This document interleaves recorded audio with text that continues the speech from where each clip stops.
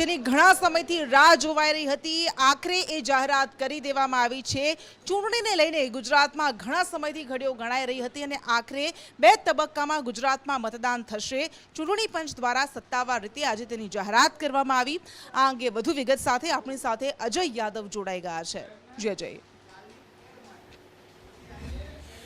देखिए, निश्चित तौर पे कृष्णा, अभी तक जिस गुजरात विधानसभा चुनाव को लेकर के तमाम सारे कयास लगाए जा रहे थे, उसका अब अंत हो चुका है। इलेक्शन कमीशन ऑफ इंडिया की तरफ से गुजरात के विधानसभा चुनाव की तारीखों का ऐलान किया जा चुका है। 2 चरणों में ये विधानसभा के चुनाव होंगे। पहले चरण का चुनाव 1 दिसंबर को होगा, जबकि दूसरे चरण का चुनाव 5 दिसंबर को होगा। जबकि मतगणना की जो तारीख है वो हिमाचल प्रदेश के विधानसभा चुनाव के साथ ही होगी, यानी 8 दिसंबर को मतगणना दोनों राज्यों की होगी। जहां तक इलेक्शन की सवाल है, खास करके इलेक्शन कमीशन की तरफ से काफ़ी कुछ तैयारियां की गई है। ये कहा गया है कि 4.6 लाख ऐसे युवा वोटर्स हैं जो पहली बार गुजरात के विधानसभा चुनाव में अपना वोट डालेंगे। जबकि टोटल वोटर्स की बात करें तो 4.9 करोड़ मतदाता हैं जो गुजरात के विधानसभा चुनाव में अपने मताधिकार का प्रयोग करेंगे। इसी तरह से 142 मॉडल जो बूथ है वो बनाए गए हैं ताकि उस आकर्षक तरीके से लोग उसको देख सकें और जो लोकतंत्र की प्रक्रिया है उसमें शिरकत कर सकें। इसी तरह से 1247 ऐसे मतदान केंद्र हैं जो सिर्फ महिलाओं के द्वारा संचालित होंगे और 182 ऐसे मतदान केंद्र हैं जो विकलांगों के लिए खास तौर पे बनाए गए हैं। लेकिन इस विधानसभा चुनाव में इलेक्शन कमीशन की तरफ से यह कहा गया है कि कोई भी कैंडिडेट जो किसी भी पार्टी के द्वारा खड़ा किया जाता है या स्वतंत्र तौर पर खड़ा किया जाता है, उसके बारे में पूरी डिटेल जानने का हर मतदाता का अधिकार है। और खास करके जो पॉलिटिकल पार्टियां हैं, इन कैंडिडेट के बारे में, उनके आपराधिक रिकॉर्ड के बारे में पेपर्स में न सिर्फ पब्लिकेशन करेंगी बल्कि सोशल मीडिया में भी इसकी इंफॉर्मेशन देगी।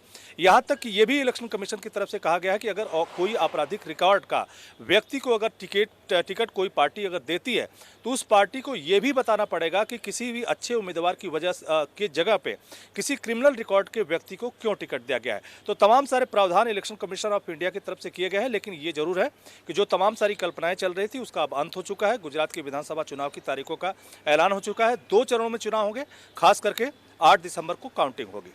जी बिल्कुल अजय, धन्यवाद તમામ જાણકારી કે लिए। અને હિમાચલ પ્રદેશ સાથે ગુજરાતની ચૂંટણીની જાહેરાત કેમ ન થઈ, આવા સવાલો વારંવાર કોંગ્રેસ તરફથી થયા અને આ બધા વચ્ચે આજે ચૂંટણી પંચ દ્વારા ગુજરાતમાં ચૂંટણીની તારીખો જાહેર કરવામાં આવી। કયા તબક્કામાં કયા ઝોનમાં ચૂંટણી થશે, મતદાન થશે, આ અંગે વધુ વિગત આપશે હિરેન રાવલ।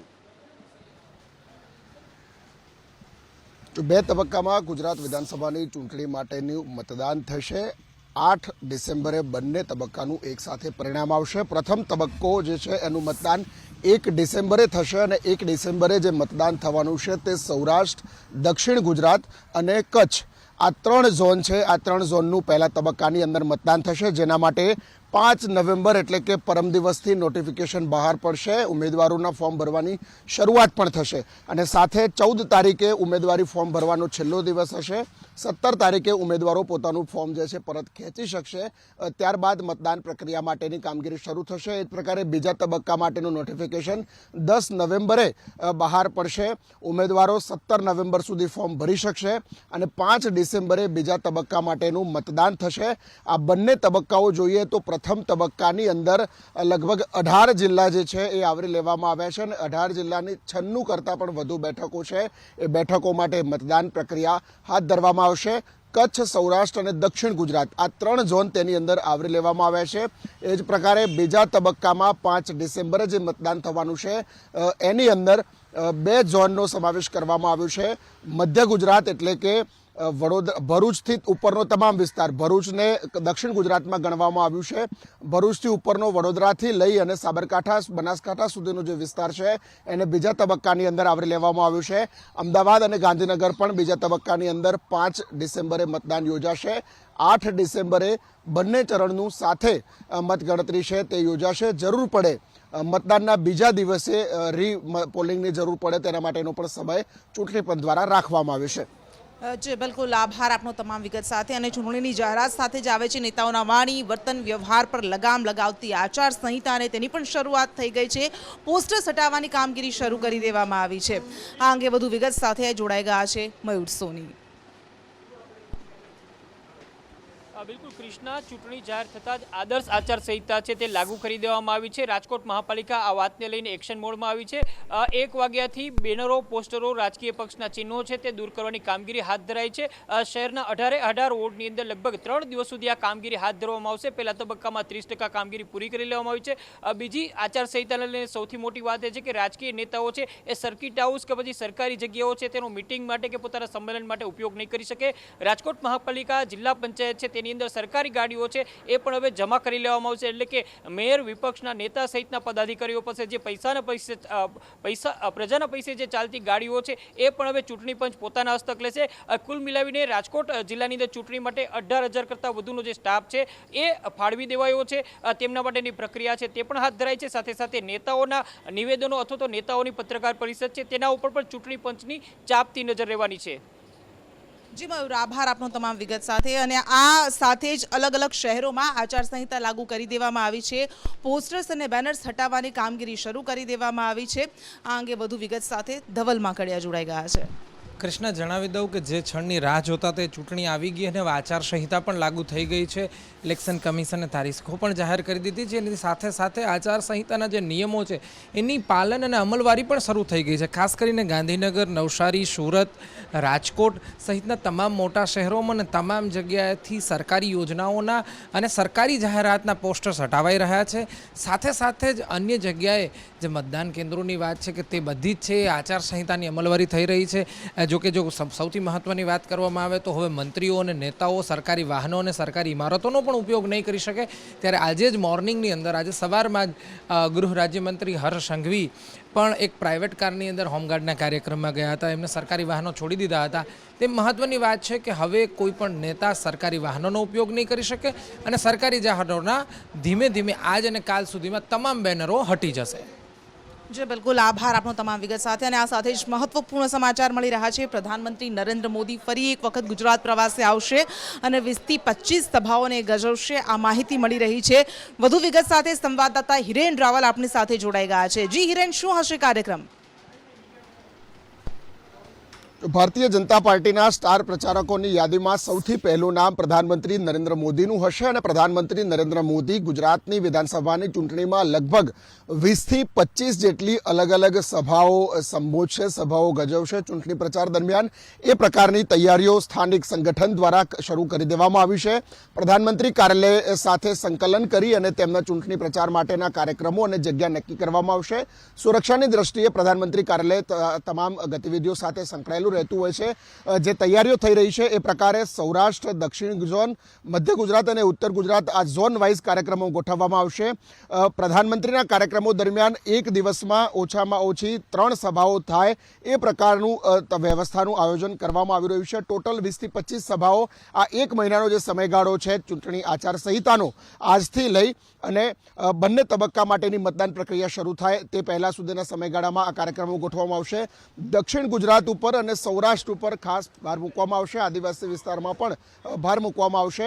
પ્રધાનમંત્રી બાદ અમિત શાહના અને કેન્દ્રીય મંત્રીઓના કાર્યક્રમો, જેપી નડ્ડાના કાર્યક્રમો પણ ગોઠવાશે. પરંતુ સૌથી મહત્વનું ફોકસ કોઈ હશે તો પ્રધાનમંત્રી નરેન્દ્ર મોદીના કાર્યક્રમો, પ્રધાનમંત્રી નરેન્દ્ર મોદીની સભાઓ. કેટલાક જગ્યાઓ, મહાનગરોની અંદર રોડ શો પણ પ્રધાનમંત્રીનો થાય તે પ્રકારનું આયોજન સંગઠન દ્વારા શરૂ કરવામાં આવ્યું છે.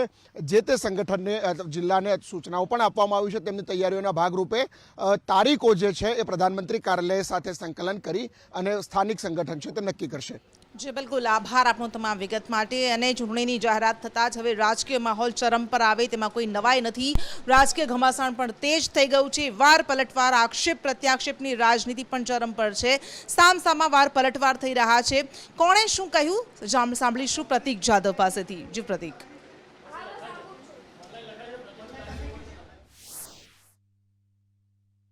મારું આંકલન કે તમારો સવાલ નક્કી કરશે કોણ? બેમાંથી કોઈ નહીં કરી શકે, જનતા નક્કી કરશે. અને જનતાના આશીર્વાદ બધી જ સીટો પર અમને મળે એવી અમારી પ્રાર્થના છે. પરિણામ લોકોના હાથમાં આવે છે. તૈયાર છીએ અને ખૂબ સરસ વિકાસની રાજનીતિ લઈને જવાના છે. નરેન્દ્રભાઈ અને ભૂપેન્દ્રભાઈની ડબલ એન્જિનની સરકાર જે રીતે વિકાસ કામ કરી રહ્યા છે, લોકોને પસંદ આવી રહ્યા છે. સૌનો સાથ, સૌનો વિકાસ, સૌના વિશ્વાસ સાથે હવે સૌના સંકલ્પના આઝાદીના અમૃત મહોત્સવના વર્ષમાં ખૂબ સારા પ્રજાલક્ષી કામો થકી અમે પૂર્ણ બહુમતી હાંસલ કરશું.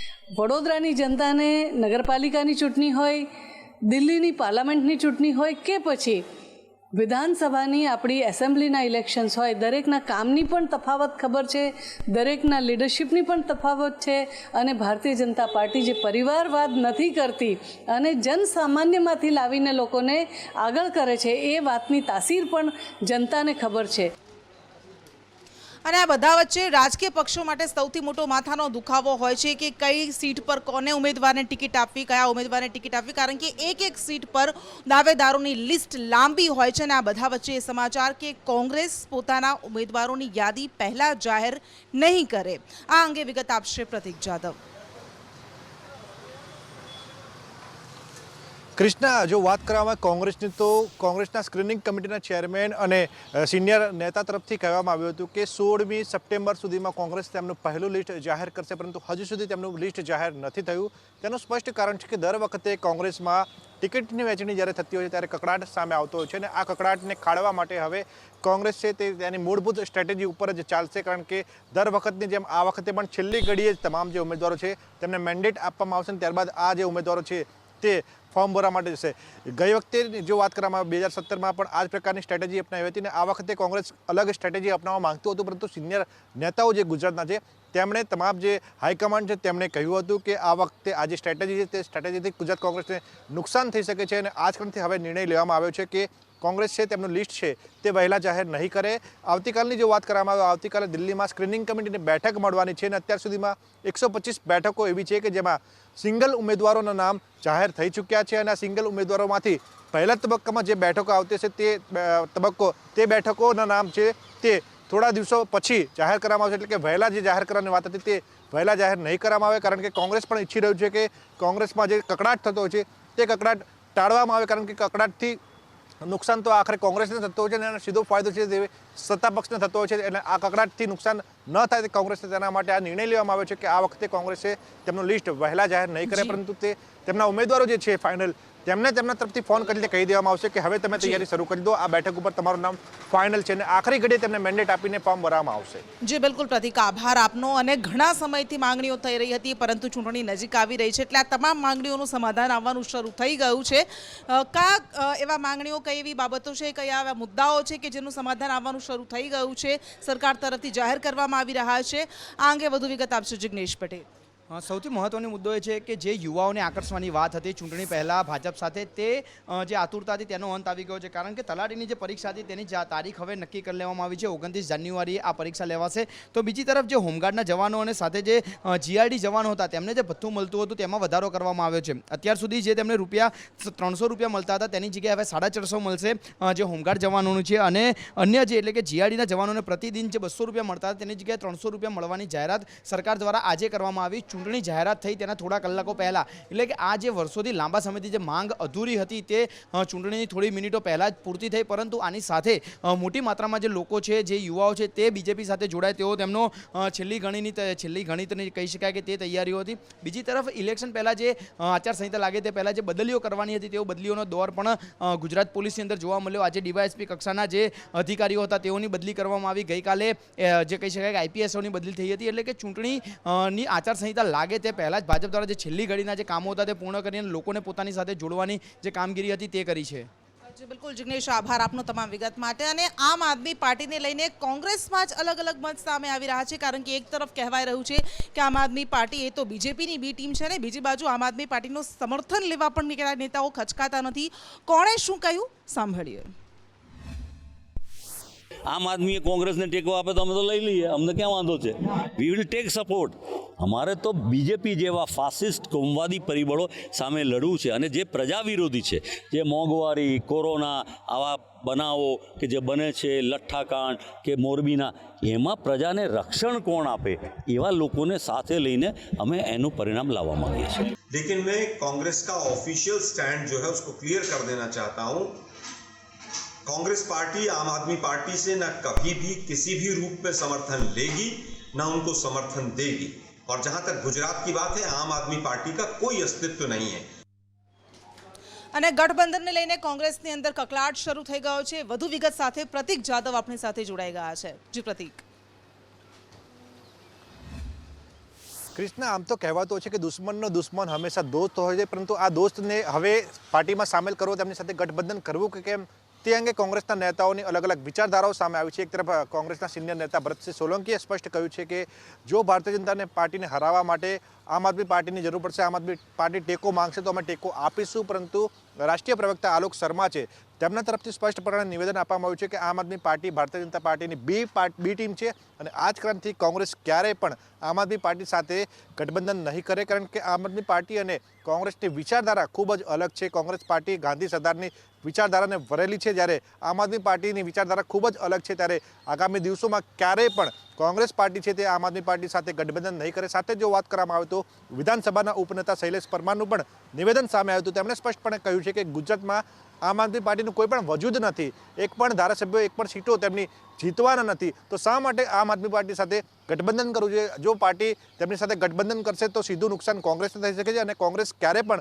આવી મોટી ભૂલ કરવાનું નથી. કોંગ્રેસ ક્યારે પણ આમ આદમી પાર્ટી સાથે ગઠબંધન કરવાનું નથી. જી બિલકુલ, આભાર આપનો. એટલે આમ આદમી પાર્ટીના ગઠબંધનને લઈને કોંગ્રેસમાં અલગ અલગ મત સામે આવી રહ્યા છે, પરંતુ આ બધા વચ્ચે 182માંથી 182 સીટ જીતવાનો ટાર્ગેટ લઈને ભારતીય જનતા પાર્ટી બેઠી છે. તેની આજે પાર્લામેન્ટરી બોર્ડની બેઠક થઈ. આ બેઠકમાં શું ચર્ચા કરવામાં આવી, કયા મુદ્દા પર ચર્ચા કરવામાં આવી, આ અંગે વધુ વિગત આપશે હિરેન રાવલ.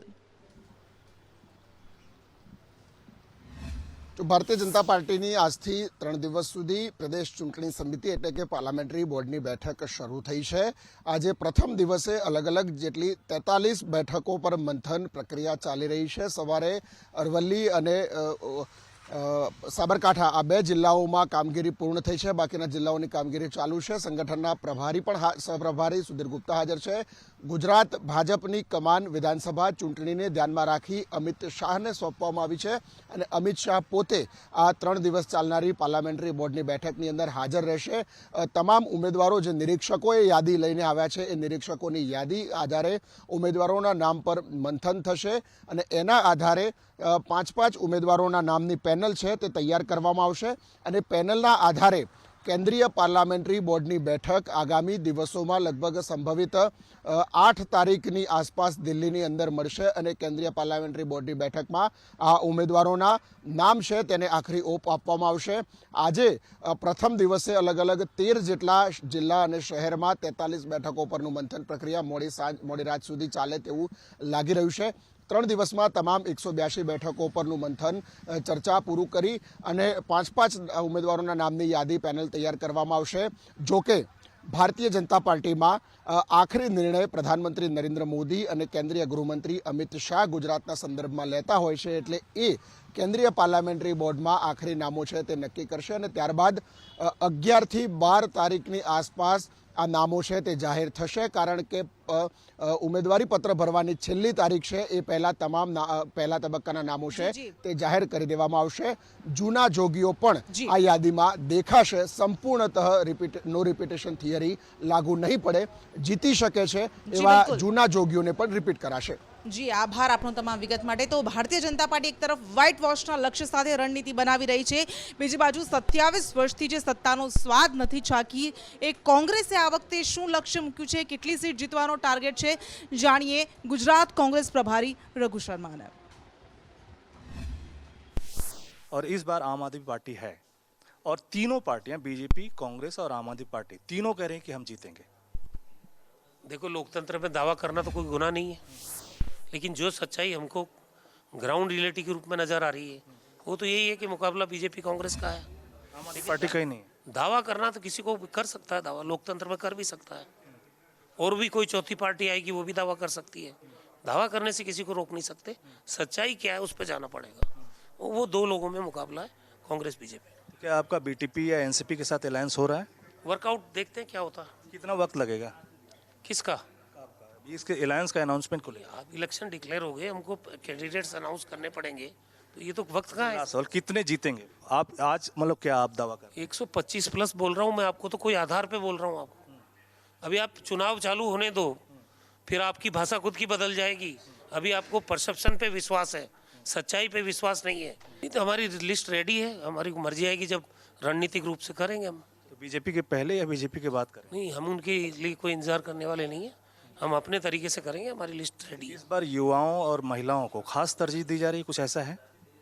विनेबिलिटी पहला क्राइटेरिया है, उसमें फिर यंगस्टर्स और महिलाएं, समाज के सभी वर्ग। અને ચૂંટણી પંચની નિષ્પક્ષતા પર વારંવાર કોંગ્રેસ સવાલ ઉઠાવતી રહે છે, ત્યારે ભારતીય જનતા પાર્ટીના રાષ્ટ્રીય પ્રવક્તા ઝફર ઇસ્લામે કોંગ્રેસ પર પ્રહાર કરતા શું કહ્યું, સાંભળીએ.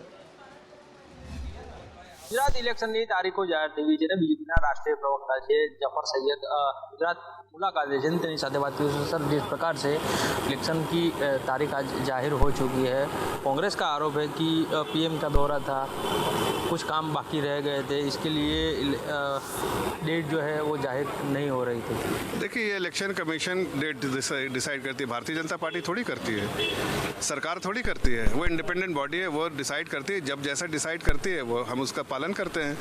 भाई, इस तरह की जो तोहमत लगाना कहाँ तक सही है? इलेक्शन हो रहा है, इलेक्शन में लोगों का विश्वास जीतिए, जनता का विश्वास जीतिए.